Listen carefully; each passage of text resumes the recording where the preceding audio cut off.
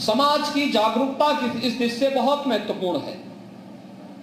नमामि गंगे परियोजना लागू होने के बाद आज आप देख सकते हैं, काशी में आप जाइए, गंगा निर्मल दिखेगी। मुझे याद है आज से 5 वर्ष पहले काशी में हम लोग जब जाते थे, मुझे याद है जब 2018-19 में काशी में गंगा जी में बाढ़ आई थी और मैं उस समय वहां गया था। मैंने उस समय वहां पूछा, मैंने कहा क्या स्थिति है, तो मुझे एनडीआरएफ के जो जवान वहां पर नियमित प्रैक्टिस करते थे, उन्होंने कहा कि गंगा जी में बीओडी की मात्रा बहुत ज्यादा होने के नाते यहां पर एक जल स्थिति ऐसी नहीं कि हम इसे स्नान करने की बात तो, यानी स्नान की बात तो दूर है, हम इसमें सामान्य प्रैक्टिस नहीं कर सकते। लेकिन विगत वर्ष जब मैं वहां गया था और बाढ़ के समय ही मुझे उस रास्ते से जाने का अवसर प्राप्त हुआ था, मैंने फिर उन लोगों से पूछा, मैंने कहा नमामि गंगे परियोजना के बाद के परिणाम क्या हैं।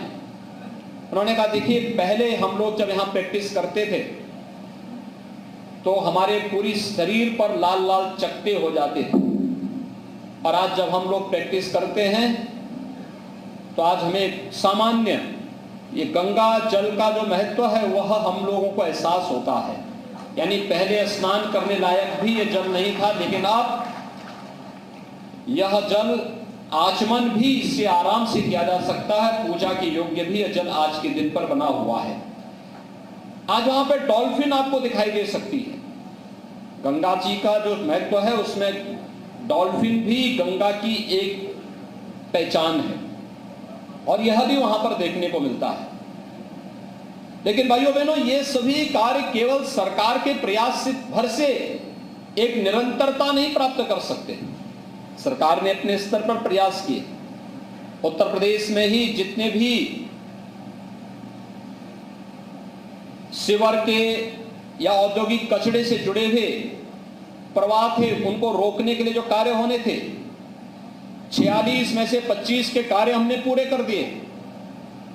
19 पर कार्य चल रहा है, युद्ध स्तर पर कार्य चल रहा है। 2 का कार्य प्रगति पर है। हम लोग इन सभी योजनाओं को समयबद्ध ढंग से आगे बढ़ा रहे हैं। लेकिन सबसे महत्वपूर्ण बात यह है कि सरकार ने अपने स्तर पर एक कार्रवाई की। जगह जगह जो सौदागर बने हुए थे उनके आधुनिकीकरण पर ध्यान दिया।